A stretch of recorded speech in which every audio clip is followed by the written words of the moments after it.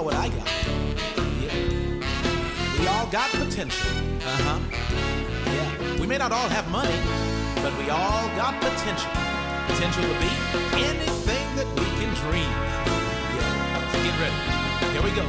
Whoever dreamed that I could be a great example of what man can achieve. If he believes and pursues that dream, in time, potentially,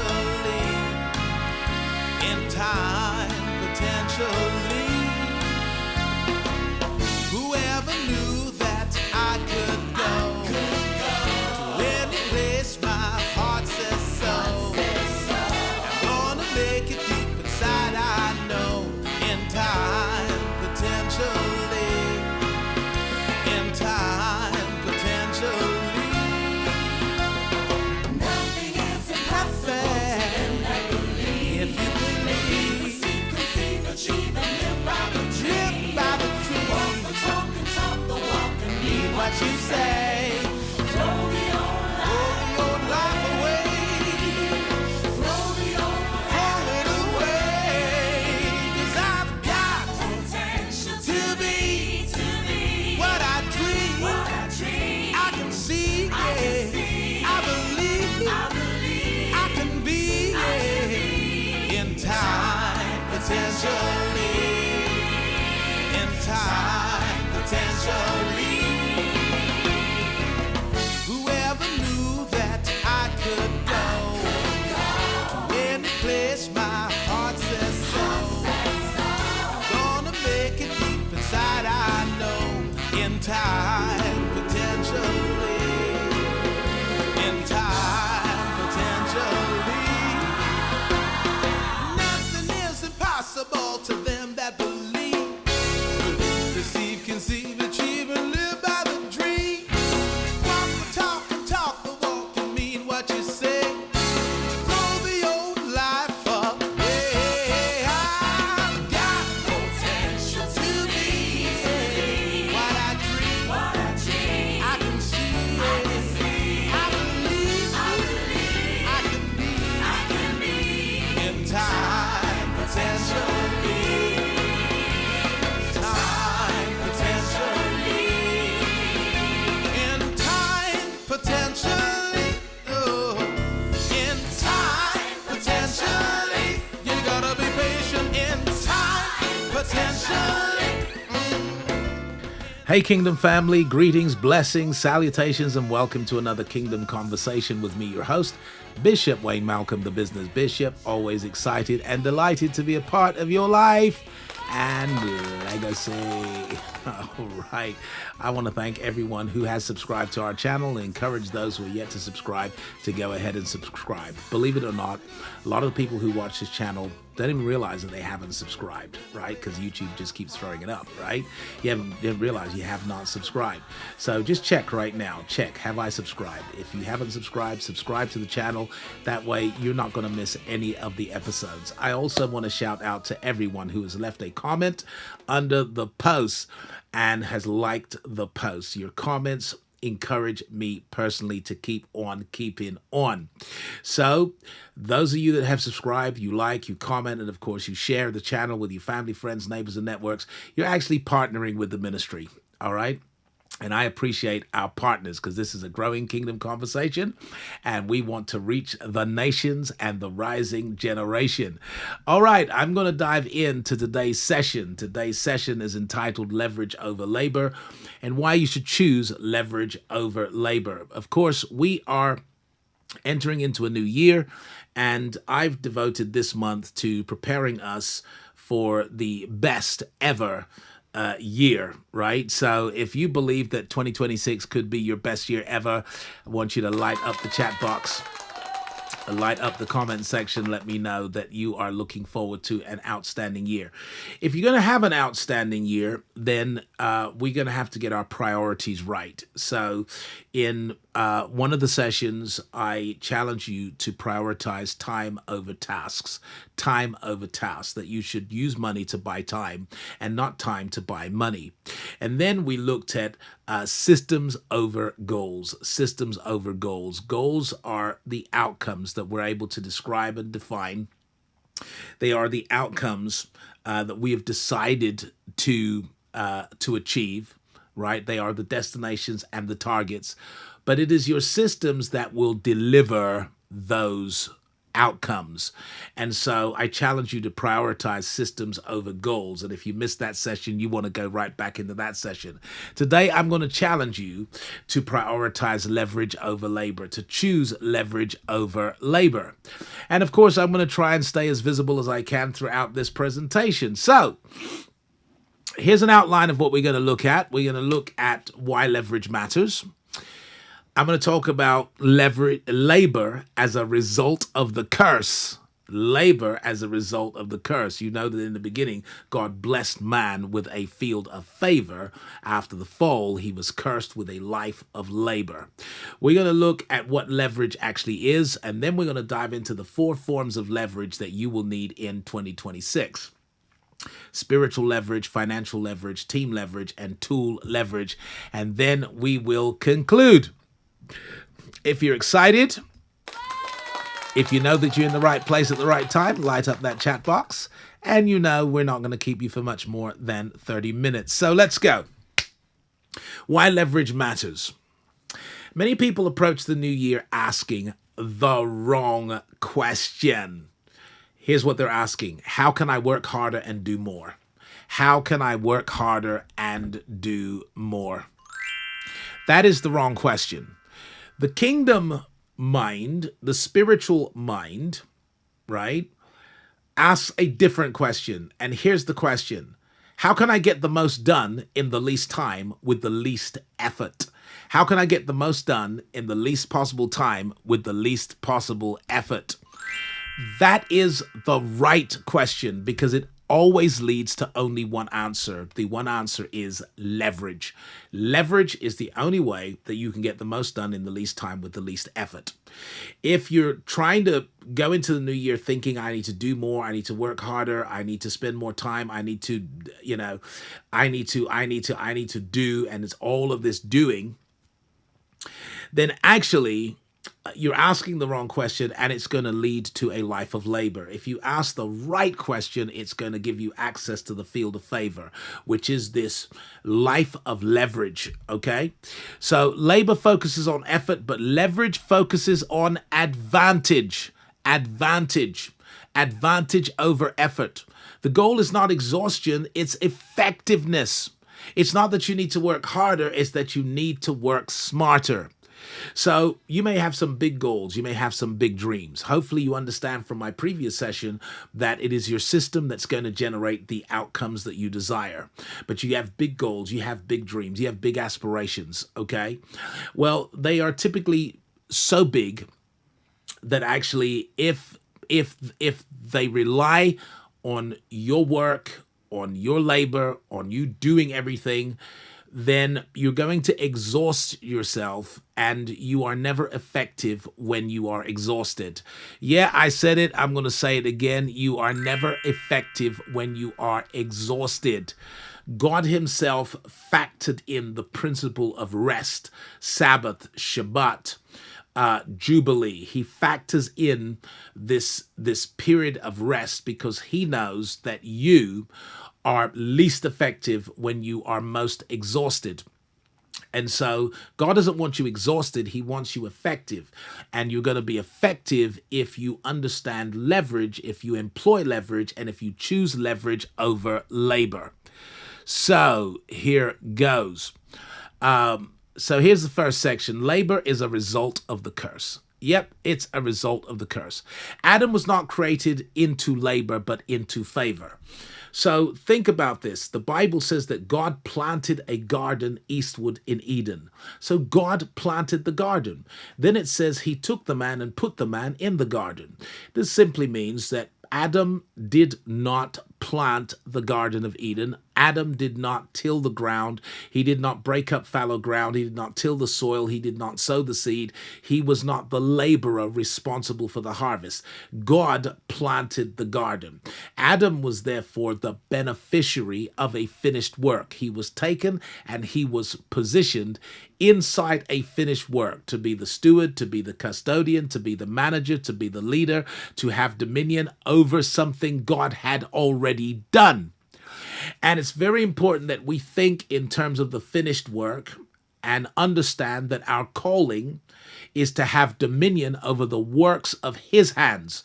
So that's Psalms 8. Psalms 8 looks at the very purpose for our presence on this planet. And in Psalms 8, David says, you made him, speaking to God, you made man, you made him to have dominion over the works of your hands. So our dominion and our domain has to do with a work that God has already done. We are made to manage a particular aspect of his work. It's always his glory. It's always his story. It's always what he has already done. And so the work was finished before Adam arrived. And it's very important, even when it comes to understanding salvation and the gift of God that is eternal life and the grace of God that has appeared to us. It's about understanding that Christ finished the work. He finished the work. He paid the price for your salvation at Calvary so that what we come into is a finished work. You don't have to go about working for your salvation. You go about working out your salvation. I wish I had some help in here. Adam was positioned, not pressured. A custodian, not a laborer. His assignment was to dress it and keep it. To dress it and keep it. This now means that you're going to organize, you're going to design, you are going to manage, you're going to steward, you're going to lead. And this is what you're going to do with the work God has already done. That's called a field of favor. Very different to a life of labor. His mandate was to be fruitful, to multiply, to replenish or repopulate the earth, to subdue it. Subduing the earth means bring the entire world under your leadership, management, and stewardship. Okay, so what started in Eden was to be scaled and replicated and duplicated in other parts of the world. That was the original mandate. And in so doing, he would have dominion. So God didn't make man to be a laborer. God didn't make man to be a worker. God made man to be a steward, to be a manager, to be a leader. And so, making that transition psychologically from laboring to leadership, right, is an important transition that every business owner, right? Obviously, we're a marketplace ministry. We speak very specifically to kingdom entrepreneurs, to the rising generation of leaders. And the reality is that you have to make the shift psychologically from laborer to leader, from business operator to business owner, right? Because that's what you're uniquely made for. You're made to work with your mind, not so much with your hands. You're made to work with your mind. Like your mind is where the image and the likeness of God is more clearly seen. And so after the fall, labor entered in as a result of sin, as a result of the curse. It was never God's design. God said, right, cursed is the ground for your sake, right? He said, thorns and thistles it will bring forth to you, right? And in the sweat of your face you will eat bread until you return to the ground, because dust you are, and to dust you will return. That's the curse. The environment was now cursed. The environment was now uncooperative. It would not cooperate with Adam. Adam had to survive now by the sweat of his face. That was a result of the curse. The curse affected the ground. Not the man. It wasn't the man that was cursed. It was the ground that was cursed. Curse is the ground, the environment. So the environment became uncooperative. Thorns, thistles, resistance. Survival now required sweat, striving, toil, labor, working harder to get less, working twice as hard to get half as much. That's the result of the curse. You want to go into 2026 conscious of the blessing and not operating in the curse. Operating in the curse means that you're going into 2026 deciding I'm going to work twice as hard to get half as much. Or I'm going to work twice as hard to get somewhere. I'm going to work harder. I'm going to do more. That is cursed language. It's not blessed language. It's not understanding that there is a finished work that you are called to steward, to manage, to lead, to govern, to guide. Right? It's different languages. The language of the blessing versus the language of the curse.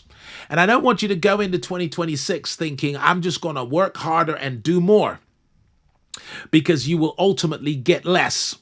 You're going to work harder, you're going to do more, you're going to get less. The key insight is that labor is necessary in a cursed system, but leverage is God's original intent. Leverage is God's original intent. So what is leverage? Well, leverage comes from the word lever, a lever, right? So in engineering, we have levers. In mechanics, we have levers. In construction, we have levers. In carpentry, we have levers. Whenever you're building something, you rely on levers, right? And a lever allows you to apply more energy with less effort, right? To apply more energy with less effort, to give it more energy with less effort. See, we were miseducated by our miseducators through the factory school system, right? To equate energy with effort, right? Energy with effort, so that we were only applying energy if we were making the effort. Okay, and so we were told to work hard, to make the effort, and by so doing, we're applying energy. But what a lever allows you to do is to apply even more energy with less effort. Now, an example, let's say in engineering, carpentry, construction, is a crowbar. A crowbar is a lever. And if there's a door that's jammed shut, right, or a lid that's jammed shut, then you can use a crowbar to apply more energy with less effort, and you can pry open the door with a crowbar much easier and much faster than you would if you had to do it with your bare hands. In carpentry, a hammer is a lever. It's a form of leverage, right? So the hammer allows you to get the nail in and to nail things together. The saw is a form of leverage. The screwdriver is a form of leverage. The task can be done without the tools, but it takes longer and it costs more energy. So I guess in the beginning, with the evolution of civilization, people use very primitive tools, and it took them a long time to get certain things done. And they didn't get them done as effectively as they could be done because they didn't have the right tools. But with the evolution of civilization and innovations in terms of tools and technology, humanity has been able to get more done in less time with less effort, thanks to the quality of our tools. So when you look into the new year, instead of saying, I'm going to work twice as hard and do so much more, start thinking about what are the tools, what are the levers I can use that will enable me to apply more energy with less effort and get better results in less time. Because what you want is bigger and better results with less effort and in less time. What is leverage? Leverage, or these levers, collapse the time, right? They collapse the time. They shorten the distance, they speed progress, and they multiply your results. So what you want to do is collapse the time and close the distance between where you are and where you want to be. You want to be thinking, how can I collapse the time? How can I close the distance? Things that I thought were going to take me 6 months, how can I get them done in the first month? Things that I thought were going to take me a whole month, how can I get them done in the first week? Things that I thought were going to take me months and years, how can I get them done in a day?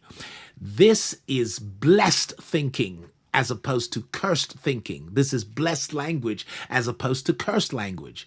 Blessed language speaks to leverage, right? Speaks to a finished work. Cursed language speaks to labor and speaks to an unfinished work.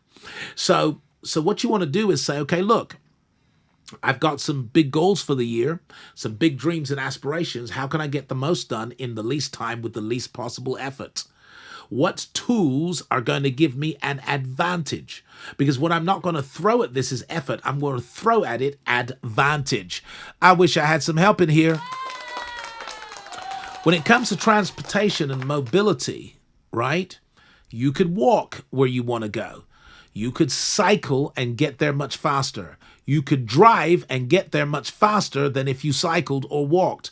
You could fly and get there much faster than if you drove, cycled, or walked. It's same destination, but different levels of leverage. Okay? So you may be trying to get to exactly the same place I'm trying to get to, but you've decided to walk, right? Labor, effort. I've decided to cycle. I'm going to beat you to it. Well, you've decided to cycle. I've decided to drive. I'm going to beat you to it. You've decided to drive. I've decided to fly. I'm going to beat you to it. Same destination. It's just different forms of leverage. So there are some people who are currently living your dream. I wish I had some help in here. There are some people that are currently living your financial dream, people that are living your domestic dream, people that are living your physical dream. And you're thinking, oh, they've worked so hard. They've done so much more than I. They've worked so much harder than I.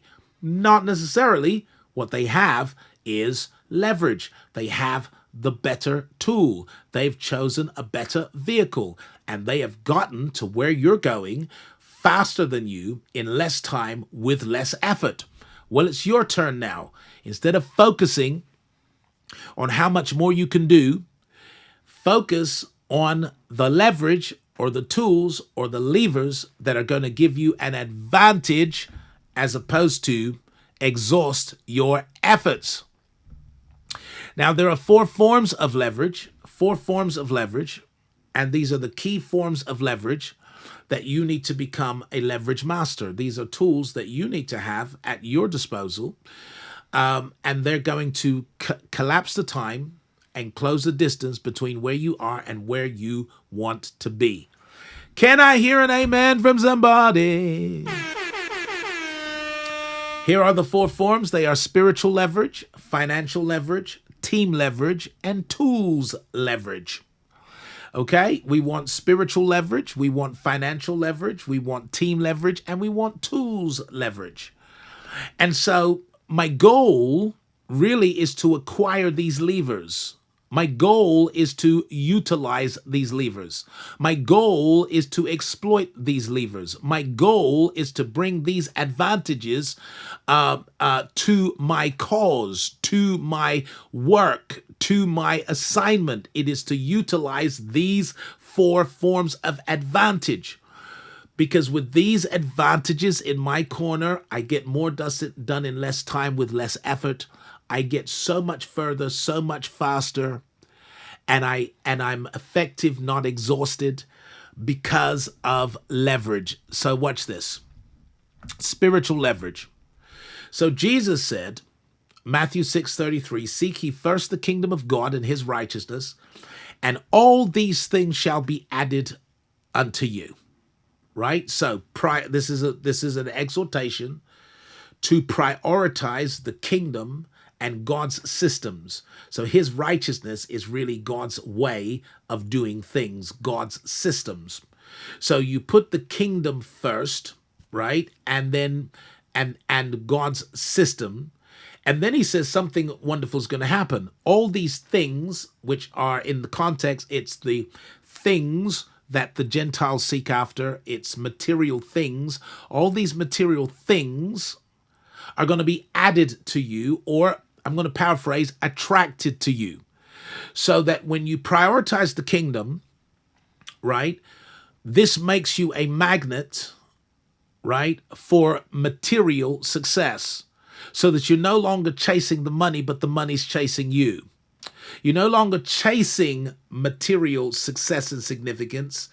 Material success and significance will chase you because of your priorities. Now, we see this in King Solomon, who prioritized the root over the fruit. He prioritized wisdom over wealth. He understood that wisdom was the root system behind wealth, which is a fruit system. Okay, wealth, material wealth is a fruit system, and its root system is wisdom. So Solomon prioritized the root over the fruit. He prioritized the cause over the effect. He prioritized the source over the supply. He prioritized the wisdom over the wealth. And what Jesus was teaching is that your priorities are going to make you a magnet. And so your priorities have to be the kingdom and God's methodology, God's way, right? God's way of doing business, of doing life, God's way. Make that your primary. Make Jesus Christ the Lord and King of your life. Yeah, I said it. And things are going to be attracted to you. So this is spiritual leverage, right? And spiritual leverage is favor. That's what spiritual leverage is. It's favor. And let me tell you something. One day of favor is worth a lifetime of labor. Woo! What did the business bishop just say? He said, one day of favor is worth a lifetime of labor. The Bible says a day is with the Lord as 1,000 years and 1,000 years is a day. Okay. That is the science of favor, right? Because favor can purchase in a day what 1,000 years of labor cannot afford. Favor can bring into your life in one day what 1,000 years of labor could not purchase. Favor will open doors for you that no man can shut. Favor will give you a seat at the table. Favor will create opportunities for you that are unprecedented and in many cases unmerited. Favor will make a way where there seemed to be no way. Favor is the open door that no man can shut. So even if you are not liked, welcomed, or wanted, favor will make a seat for you at the table. So what I want is favor. I want to operate in the field of favor. I want to utilize the language and psychology of the blessing. I want it to be God first. And this is something that we're really teaching our inner circle of entrepreneurs, how to prioritize the kingdom of God, how to operate from a place of favor, how to operate from the blessing, and not to walk in the counsel of the ungodly, or stand in the way of sinners, or sit in the seat of the scornful. Understand that God's way is straight and narrow, right? And there's a way that seems right to a man, which is broad and wide. But when you find God's way, take God's way, because he will make you rich without sorrow. Woo! I wish I had some more help in here. We don't chase outcomes in the kingdom. You position yourself and the outcomes pursue you. Right. The second form of leverage is financial leverage. And financial leverage is very important. And a lot of us are having to unlearn a lot of stuff because we were taught that to be debt free, that's God's plan for your life, that you're debt free. And we celebrated debt free and being debt free and so on. But there are two kinds of debt, right? There's dangerous, damaging, and detrimental debt, right? And then there's developmental debt, and they're very different, right?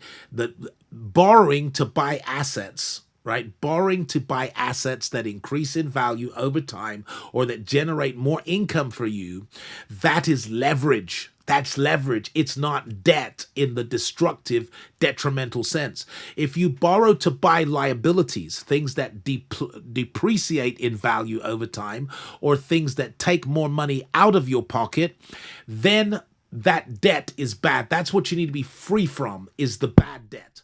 But there's good debt, which is leverage, right? So the financial labor mindset says save slowly, buy only what you can afford.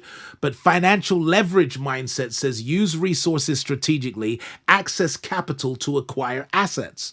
So you want to access capital so you can acquire assets. Okay. You want to collapse the time and close the distance between where you are and where you want to be. And sometimes that's access to capital, sometimes that's borrowing in order to buy the asset that's going to help you build the business so that you can generate the income, right? So if you borrow to buy residential property that you're renting out, that's leverage, right? It's not bad debt, it's leverage. If you've done your homework, if you investigate before you invest, if you borrow to invest in assets, that's leverage. And so I think you can screenshot this because I think I've pretty much said everything that's on this page. Now, there's team leverage, and this is the power of other people, right? The power of other people. Now, what I said about the financial leverage is important. Like, there are people all the time says, "Oh, Bishop, I know that if you were the coach in my corner, I know that I can accelerate on my aspirations. I know that I can grow my business. I know that it would be successful. I know it would be scalable. I know it would be successional. I believe everything you say, but I just can't afford it right now." Again, that's the mindset. That's the labor mindset, right? So if it's down to labor, you can't afford it. What you need to identify, if you believe you're supposed to be in, is the leverage that's going to allow you to get in, and it's going to allow you, okay, to buy the assets that will appreciate in value and generate more income for you. All right, I didn't know why I said all that. Someone's pulling on me to say that, right? Team leverage. It's the power of other people. Other people. People who think in terms of leverage think in terms of other people's power. They think in terms of alliances and joint ventures and teamwork that makes the dream work. Because with leverage, you don't have to be the expert. It may take you 10 years to become an expert. If you are thinking in terms of labor, and doing more, right? And making more effort, right? It can take you 10 years to become an expert, 10,000 hours, let's say, to become an expert. But what you can do through leverage is borrow someone else's expertise and say, who is the expert in this field? And how can I create an incentive for them to work with me, to lend me their expertise so that we'll get so much more done in so much less time with so much less effort because we're borrowing from someone else's expertise? What about borrowing an audience? Do you know why people do joint ventures? Do you know why people appear on other people's podcasts? Do you know why people are doing stuff in partnership? Because they're borrowing each other's audience. They're leveraging the audience. So some of you trying to build an audience organically say, well, it's going to take me a whole year to kind of add another 5,000 followers to my social platforms. Well, it could take you that. Or you could appear on the right podcast. You can do a joint venture with someone who already has an audience. And in no time, in a month, there are 5,000 new people. So it's about thinking leverage over labor. Specialists doing what they do best. That's what a dream team is really about. Say, well, we need a team, right, to work on this dream. Well, you need to realize that team is a form of leverage. If the team is comprised of specialists who do what they do best, right? Because a lot of people who are building a team are simply creating for themselves a new job, and the new job is micromanaging and second-guessing unskilled people who are nothing more than hands. You don't want to be recruiting hands, you want to be recruiting minds. And you want people who are good at something and better at it than you. And that's how you begin to aggregate and amalgamate and bring together a dream team by actually recruiting the best. Someone said, well, I can't recruit the best. I don't have any money. Sometimes it's not money. Sometimes it is the strength of your vision. Sometimes it's the power of the promise. Sometimes, a lot of the .com companies, right? A lot of the .com companies that built applications and software and then sold it 3 years, 5 years time for millions and millions, right? A lot of the people who worked on those projects were not getting paid. They were not taking a wage. They had a stock option. They had shares in the overall thing. They had belief, right? So it's not always the case that you need lots of money to attract the best people. Two are better than one, Ecclesiastes 4 verse 9 says. A thinking team multiplies results. Right people in the right roles equals acceleration. The final form of leverage is tool leverage. Tool leverage, really important form of leverage as we've moved into the fourth and the fifth industrial revolution. We are in the digital revolution now, and AI, artificial intelligence, is disrupting every industry, sector, and sphere in the world today. Okay, and it is a part of our lives now, and it's not going away, right? So what you want to do is leverage this, okay? Because AI is not going to take away your job, right? AI is not going to replace human beings, right? Human beings who understand and use AI are going to replace human beings. Human beings who understand and leverage AI are going to take your job. That's what you need to understand. The technology itself is not going to take anything from you. It's people who understand the technology and leverage the technology that are going to take things from you.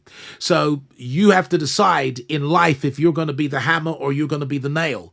And if you're going to be the nail, you're going to be hammered every time. So it's your time to say, look, I want to understand and leverage the plethora of tools that are powered by AI to collapse the time and close the distance between where I am and where I want to go. Because today, unlike in any time in human history, it's possible to do in a day what otherwise would have taken a month. It's possible to achieve in a week what would have taken a year. It's possible if you identify the right tools and you become a prompt engineer that knows how to utilize these tools to your advantage.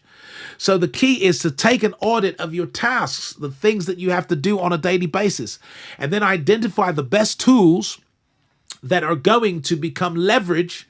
They're going to allow you to get more done in less time with less effort, whether it's ChatGPT, Claude AI, Perplexity, Canva, Gemini, Grok. And a plethora of tools are flooding the market right now that are AI empowered. You need to look at your tasks and say which tools are going to become leverage for me to help me to get more done in less time with less effort, right? Become a prompt engineer, right? Because it spits out, according to what you put in. And that means you have to learn how to engineer the prompt in such a way that you get out of the AI exactly what you're looking for. You want to save time, you want to save money, you want to save energy, and experience the 1 to 1,000. You know what the 1 to 1,000? It's the day is with the Lord is 1,000 years, and 1,000 years is one day. You want to get done in a day which would otherwise have taken 1,000 years of labor. By utilizing the right tools, utilizing your spiritual leverage, utilizing your financial leverage, utilizing other people as leverage, utilizing modern tools and technology as leverage, you can now get done in a day what otherwise would have taken 1,000 years of human sweat, strife, and labor. All right, I close with this. Choose leverage over labor.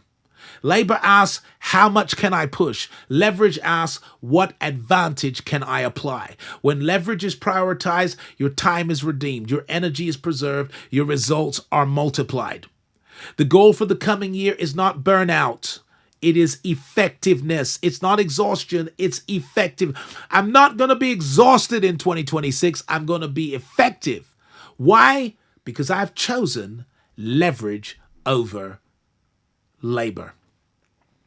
Now, don't go until you watch these ads, because if you like, this flavor of coaching, you like this flavor of training, you like the kingdom conversation and kingdom concepts and how the Bible translates to doing modern life.